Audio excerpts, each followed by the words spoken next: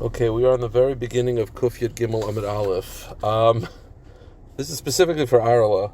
If you want to know what type of morning I'm having, whatever, can't get into it, but I am across the street from my house waiting for alternates, sorry to change, and recording it in my car. So there is no Zoom today, nothing to do with my computer. Apologies. Anyway, back to the daf. Kuf Yud Gimel Amid Aleph. So the last thing the Gemara had said was that although you're allowed to salt two pieces of meat at the same time, even though, and we're not concerned that the blood will leave one piece and go into the other, because we said that while blood is pumping out, it can't absorb. But you're not allowed to salt, if you salt kosher meat and non-kosher meat, let's say a meat of a kosher animal and meat of a treifa, we said it's a problem. Why? Even though l'chora, it should be the same thing, right? You can't, it's pumping out, it won't absorb. So the Gemara said, the quote was from Rava, Hatmeim leset siran v'roitvan v'kifa, that the Torah asers not just the blood of a treif, it asers the juice and it asers the sediment. In other words, what that means is that while the blood will not, while the meat will not absorb the blood of the animal because it's pumping out and won't absorb, but it will absorb the juices. And by a kosher animal, the only thing you're worried about is dam. By a non-kosher animal, you got to worry about the juice and you got to worry about the sediment and all these things as well. So therefore, by a non-kosher animal, it's going to usher because you're not allowed to eat the juice of a non-kosher animal. Now, the teaching of Rabbi never specifically said that by salting, the juice will penetrate. All it says is that the Torah asers juice. We're filling in the lines. We're saying the Torah asers juice. And when you salt it together, even though they're both being salted at the same time, the juice will penetrate. So it's not exactly what Rava said. It's kind of what Rava said, but taken a step further. So the Gemara asks, why do you need Rava's statement? Because Rava's statement never really addresses it. Rava just says, you're not allowed to drink the juice of a treif animal. Okay, the juice that comes off the meat, you're not allowed to eat it. We're now saying, and it penetrates by salting. So the Gemara says, why not just say for Shmuel Shita? Shmuel famously said, Shmuel famously said that when you salt, it penetrates. Say that.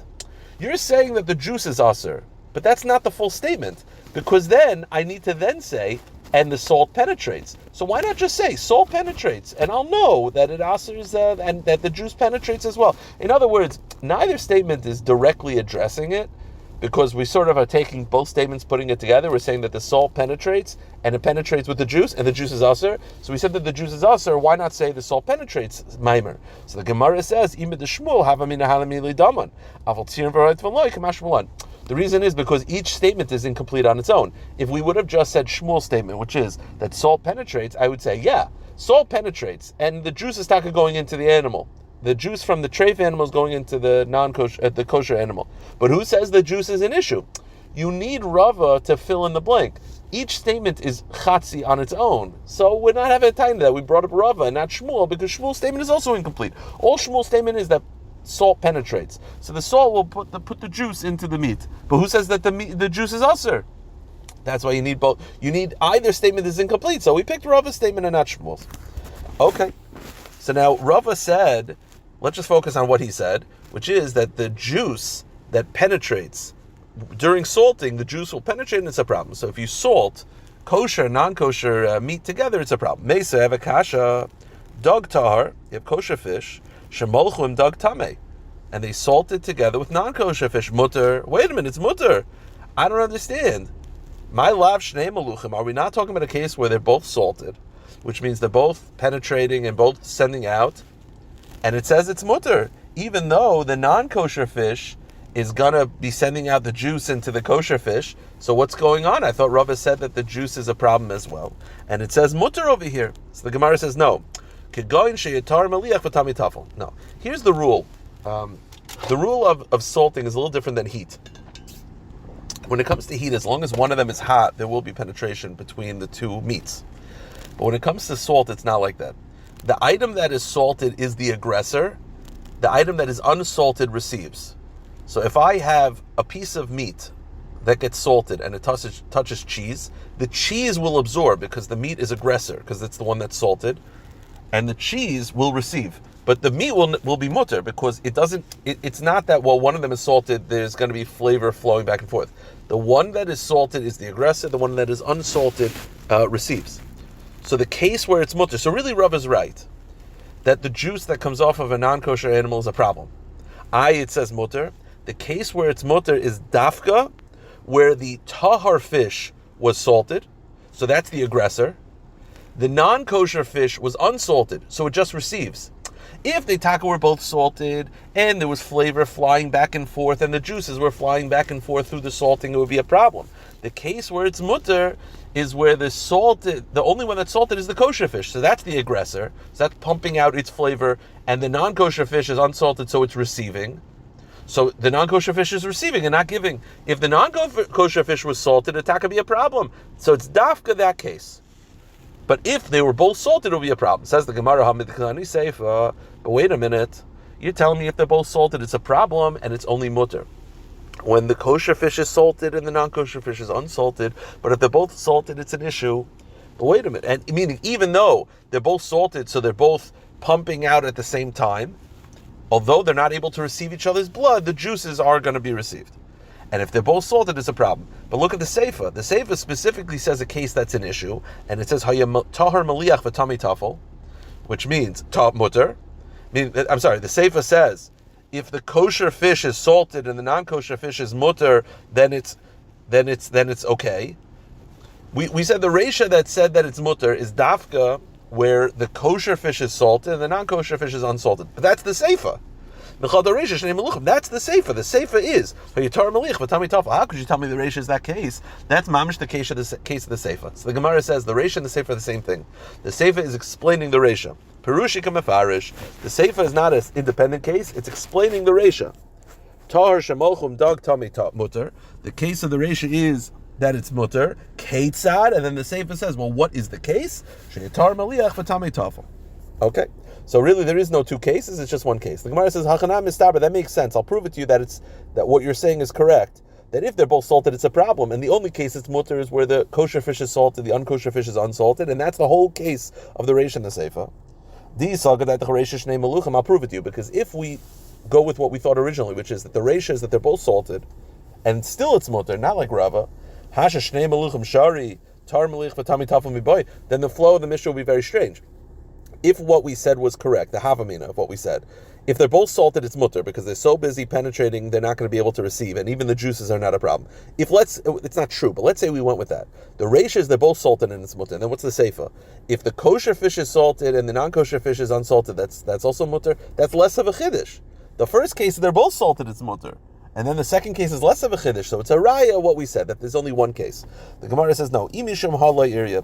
That's not a good proof, because we could have actually gone with that havamina, which is that they're both salted, it's mutter, and then the second case is where only one of them is salted. And if you'll say, if the first case is that they're both salted, it's mutter, the second case only one of them is salted, isn't that pashit?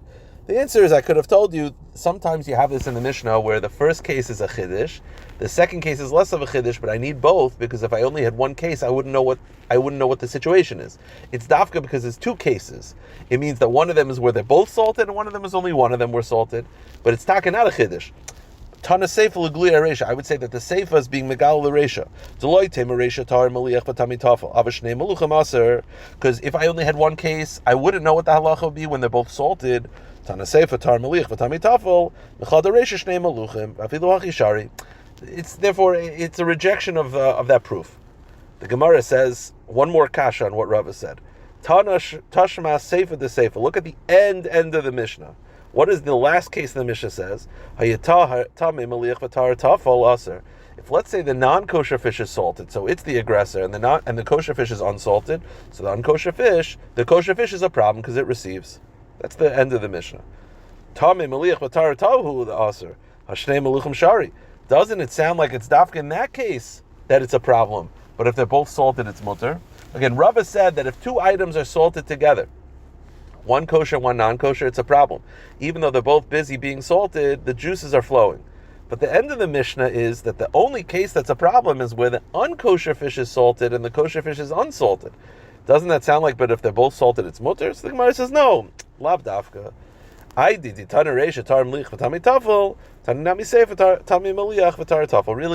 they're both salted, it's a problem. And the seif is lav dafka. The lashon is just to keep the flow going. A couple statements regarding Malicha. Amar Shmuel, In order for the malicha to remove the blood, I'm not talking about, this is talking about you got to kasher meat, you got to salt it to remove the blood. You have to cover the entire meat with salt. If there are spots that are uncovered, then those spots still have blood in it. After another halacha, after you're done salting it, medicha yafa yafa, you have to rinse off the salt. Meaning you can't just cook it with the salt on top. The reason being is because there's a little bit of blood that is caught on the surface that the salt brings the blood up. So a lot of it is absorbed in the salt, but some of it is caught on the surface. Therefore, you have to rinse off the surface to make sure. You can't just brush off the salt. You have to rinse it off to make sure there's no excess blood still stuck on the schmutz on the surface. So we have to do is salt and then rinse. Rav Huna says, you salt and then you rinse it. But the Brisa says slightly different. You can't just salt and rinse. You have to rinse first. That way the salt will adhere very well. Rinse, salt, rinse. So which one is it? Is it salt, rinse, or rinse, salt, rinse? When I buy meat from the supermarket, so the answer is like pligi, there's no machlokes. Everyone agrees it has to be rinse, salt, and rinse. The only reason why they have different statements is because Rav Huna, when he said just salt and rinse, he was talking about the common practice in his location is that the butcher would rinse it first.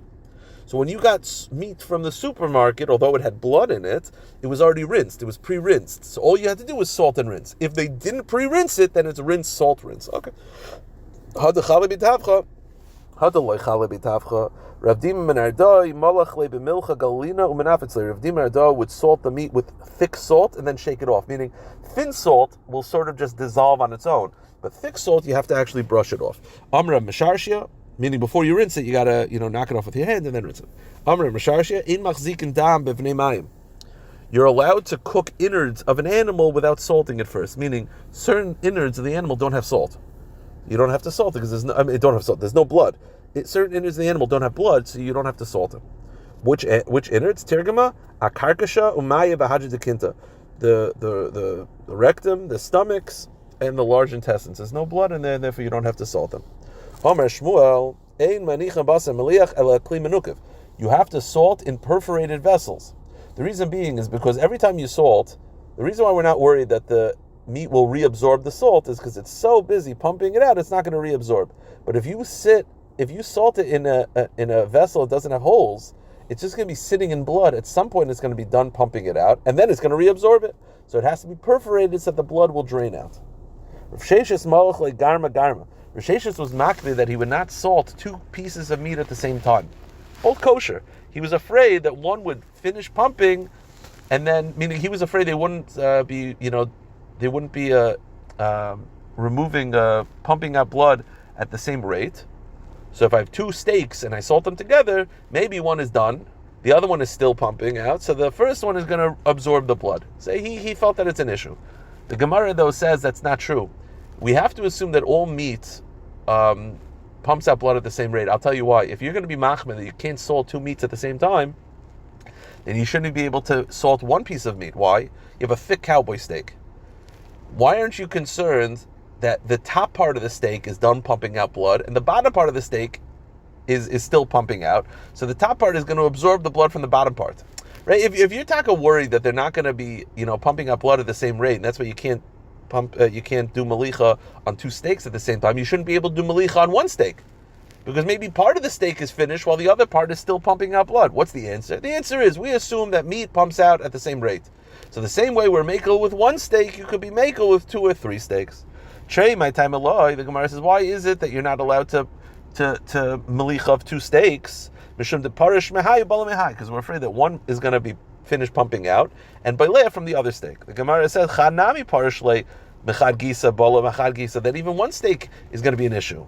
It must be that we're not concerned about this, and therefore the same way one steak is mutter, two steaks are mutter as well.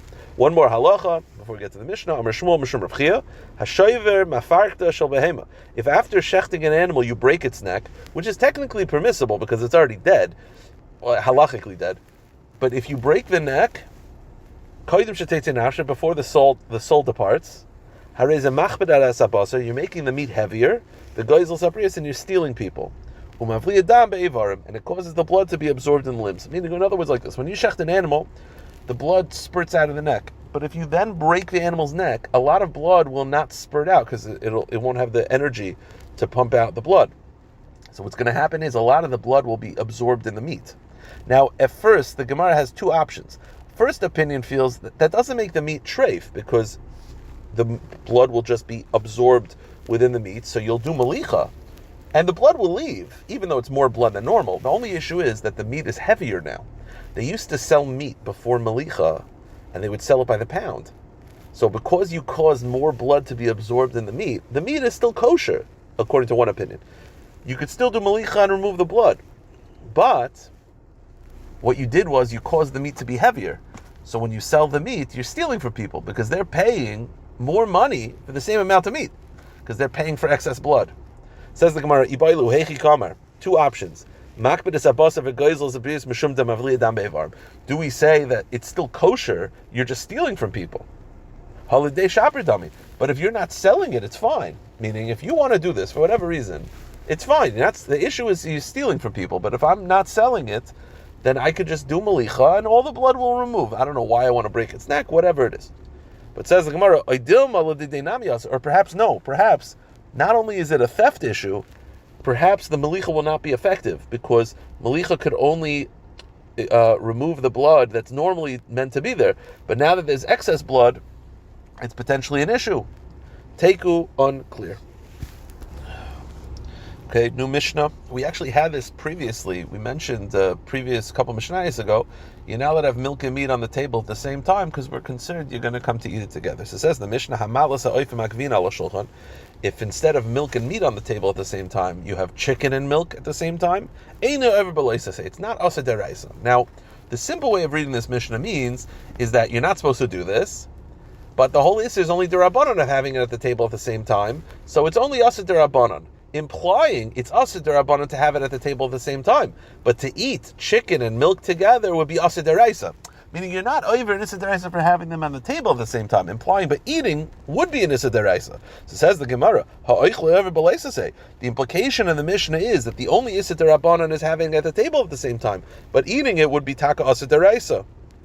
So Shema Mina, we should conclude from this Mishnah that basar eif b'chalav deraisa, that chicken and milk is an issa deraisa. So the Gemara says no.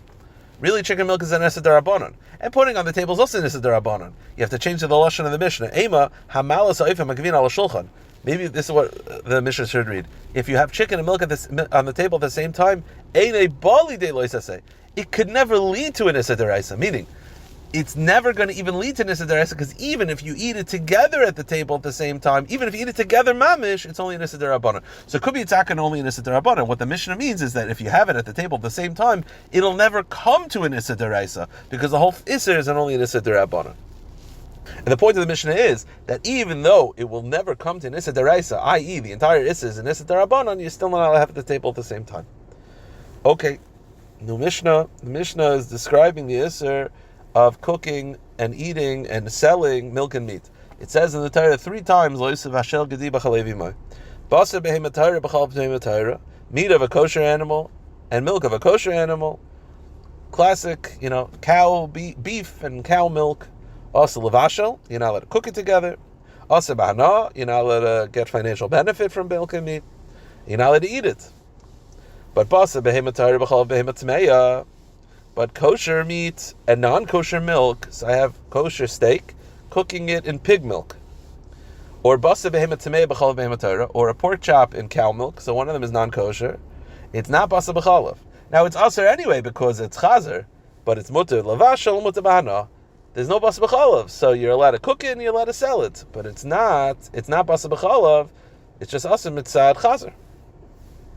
Okay. Now the Mishnah will discuss what is the status of chicken and milk. Chaya meat and chicken meat, bird meat, are not asur deraisa of basa b'chalav. How do I know this? It says it 3 times in the Torah. Zakra v'akiva.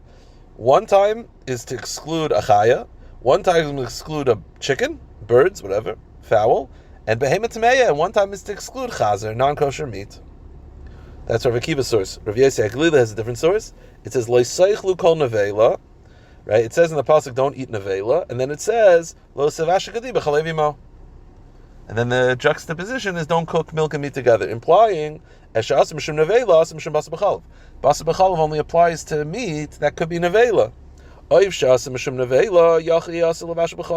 bird, which is shayach to be a nevela, you can have a nevela of a bird, so you might think it should be basa b'chalav as well. That's why the pasuk has to say imai. Only applies to animals that nurse. Chicken and birds don't nurse. Therefore, the halacha of basa b'chalav does not apply to them. It's a different source. Okay.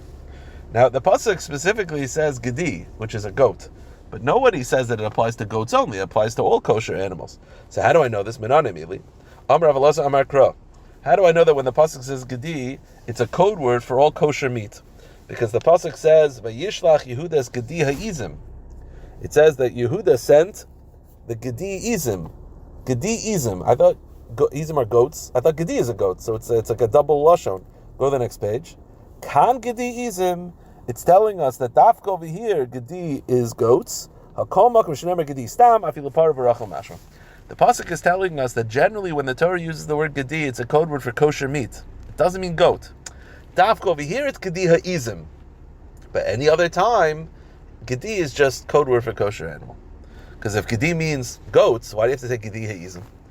So says the Gemara, meaning this is telling me this is the exception. Every other time gedi means kosher animal, this is where gedi means goats. So says the Gemara, V'leilav minei. So why not learn out from this story of Yehuda that gedi throughout Torah means goats? If it means goat over there, maybe that should be, instead of the exception, that should be the rule. So the Gemara says Ksiv Karachina, because it says this again, another time in the Torah. As Oiris gedi ha'izim.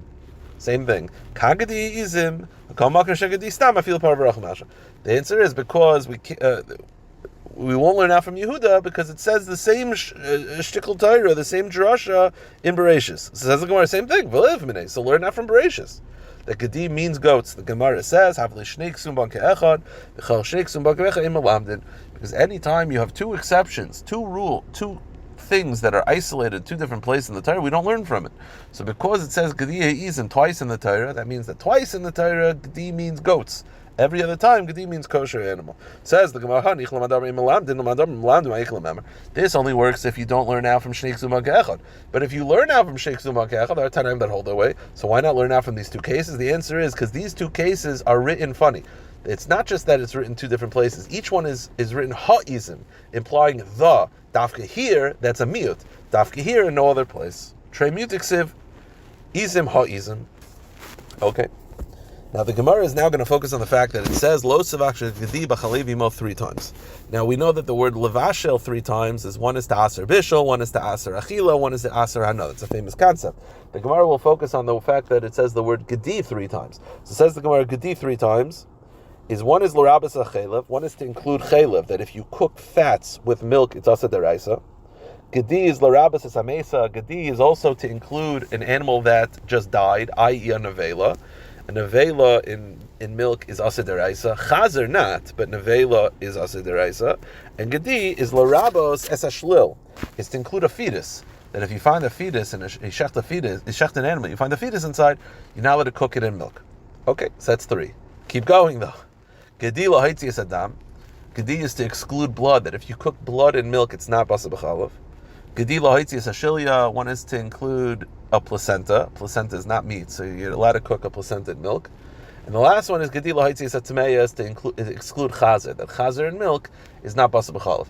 So you have 6 gedis. The Gemara is going to point out instantly, like I thought it says gedi 3 times and we're making 6 drushes. Okay, let's keep going. B'chalev imai 3 times. One is v'li b'chalev zachar. One is to exclude the milk of a male animal. So if you have a goat, a male goat that's lactating for some reason, it's not basa b'chalav. If you find the meat of a dead animal, if you go to a dead animal, you take milk. I'm sorry, not meat, milk. If you take milk of a dead animal, it's not basa b'chalav. B'chalev imai is dafka from a kosher animal. Non-kosher milk, like chazer, is not basar b'chalav. So the Gemara mentions the kasha that I said before. It says lo savasha gedi 3 times, but we made 6 drushes out of it. So the Gemara is going to say 3 of the drushes you got to delete. So first of all, one of the One of them was to include chaylev, that's basa b'chalav is on chaylev, and one is nevela. So the Gemara says, I don't need both. Why? Chaylev and nevela are both the same, that they're already asa deraisa. I can include one of them. One of them can cover both. Once you have one drasha, let's say to include chaylev, that if you cook chaylev in milk, it's asa deraisa. What does that tell me? It tells me even though something is already aser, iser chalal iser. Once I know that, then nevela as well. There should be no distinction. So I don't need two for chaylev and nevela. One will cover it. The Gemara says, Kesaver Shmuel, I'm sorry, how do you make 6 drushes out of 3 words? The answer is, we have 6, but we're going to delete one. You don't need separate for chaylev and nevela. Kesaver Shmuel, iser chal iser. Shmuel holds iser is chal iser. Once iser is chal iser, that means that something's already aser, it could be aser again because of basa b'chalav. So I don't need separate drushes. So that'll cover nevela and chaylev. Chaylev and mesa v'chad kra nafka. So I don't need 2, now it's only 1. So that's -1, down to 5. Dam nami, we excluded blood. I don't need a drusha for that. That's a svara. Lav gedihu. Blood is not meat. It's pashut. I don't need a drusha for that. Down to 4. Shilya nami, excluding a placenta is also pashut. It's not meat. Pirsha balma. It's just excess matter. It's not considered flesh. So down to 3. And now, pashul utrei, there you go, there's your 3. Okay. Now, what we said, the reason why we were able to delete the first one is because we said Shmuel was the author of the statement, that he holds Isser Chal Isser, and Nevela and Chaylev, therefore, can be learned out from the same drasha. So says the Gemara, is that true that Shmuel holds Isser Chal Isser? V'saver Shmuel Isser Chal Isser? It's not true. V'amar Shmuel Mishum Rav Elazar. Shmuel once said in the name of Rav Eliezer, we know that there's an Isser of eating truma that's tameh, and there's also an Isser of a tameh person eating truma. Now, eating truma that's tameh is Isser deraisa, but there's no chiyuv misa b'dei shemayim. But if a person is tameh eats truma, it's a misa b'dei shemayim. So Rav Elazar once said, "Menayin l'kayin tameh she'achol truma tameya she'ena b'misa." If a kayin who's tameh eats truma that's tameya, there's no Isser b'dei shemayim. Why? Shneimar umeisi by kichalua prat l'zushim chalas b'mayim. It's because it's already defiled before it gets to his mouth. But what's the svara behind it? The svara behind it is Isser chal Isser. Why? Once the truma is already tameya, it's already aser because it's tamei truma, and that does not come with it misa b'dei shemayim. And the fact that you're tamei and you eat it ain't Isser chal Isser. So therefore, the point is, and Shmuel is the one who quoted Rav Eliezer as saying this, and we assume that Shmuel follows his Rabbi Rav Eliezer. So how could you tell me Shmuel holds Isser Chal Isser when not by Truma Tameya? So why is it that by Basa B'chalav he holds Isser Chal Isser but not by Truma Tameya? The Gemara gives 3 answers. Iba Yisema Ba'alma Isser Chal Isser. You could argue that generally Isser is Chal Isser, so what about Truma Tameya? V'shani Hasam Demir Rachamanu Mesu Bai. Over there's a special drasha Mesu Bai, that dafka when the person is tamei, will you get misa b'dei shemayim, but not when the truma is tamei as well. In other words, he generally holds Isser Chal Isser, but the case of truma tamei is the exception. Or the opposite, or perhaps the opposite. Shmuel generally holds in Isser Chal Isser, and Basa B'chalav is the exception. The extra gedi is to tell me that this is the one case we have Isser Chal Isser, or the third most obvious answer, which is Shmuel never said this statement. Shmuel Taka holds Isser Chal Isser. The case of Truma Tameya, which is Ein Isser Chal Isser, Shmuel never said that. That was Shmuel quoting Rav Eliezer, who says he holds like his Rabbi. He was quoting Rav Eliezer. He doesn't hold that way. Okay. Boy minei Rabach Devoy bar Ami Merav. Hamavashel b'chalev gedi shaloi hanika mahu.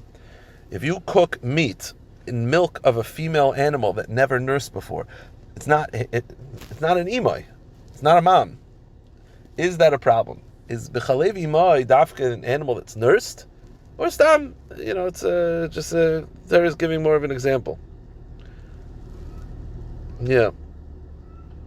So the Gemara says, Amar leim, it's Yitzrich l'shmul l'meimar, b'chalev imai v'hoi b'chalev zachar, zachar d'lias l'chaleim, aval hai, even the ba b'chaleim, aser. The fact that Shmuel darshan before to exclude the milk of a male animal implies that all female animals are a problem. They're not imai yet. The answer is, they're not imai right now. They'll become imai later. So because they'll become imai at some point, it's aser. All females are included, all males are excluded. let's go a little bit weiter. We'll have to probably stop in the middle of this drasha. Yeah, we'll probably have to stop in the middle of this drasha. So we said before that Shmuel darshaned that if you cook chaylev in milk, it's asur deraisa because of iser chalal iser.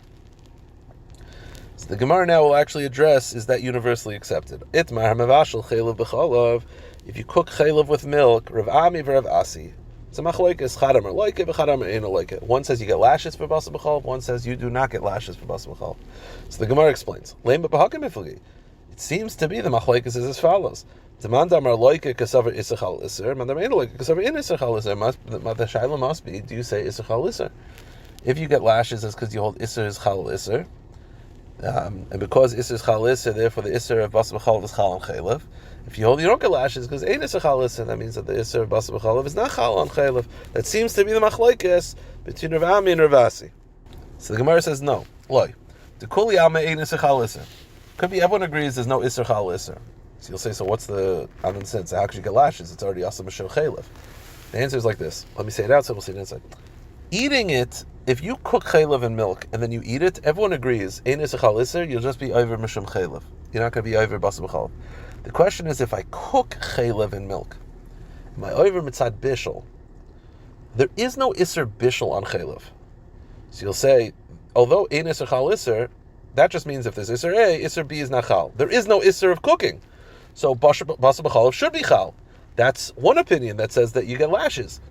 Even though generally ein iser chal iser, but mitzad, that's only mitzad achila. Yeah, mitzad achila, there's an iser chaylev, so this basar b'chalav is not going to be chal. But there's no iser bishul on chaylev. So now there's a new iser, and there's no pre-existing iser to prevent it. The other opinion says no.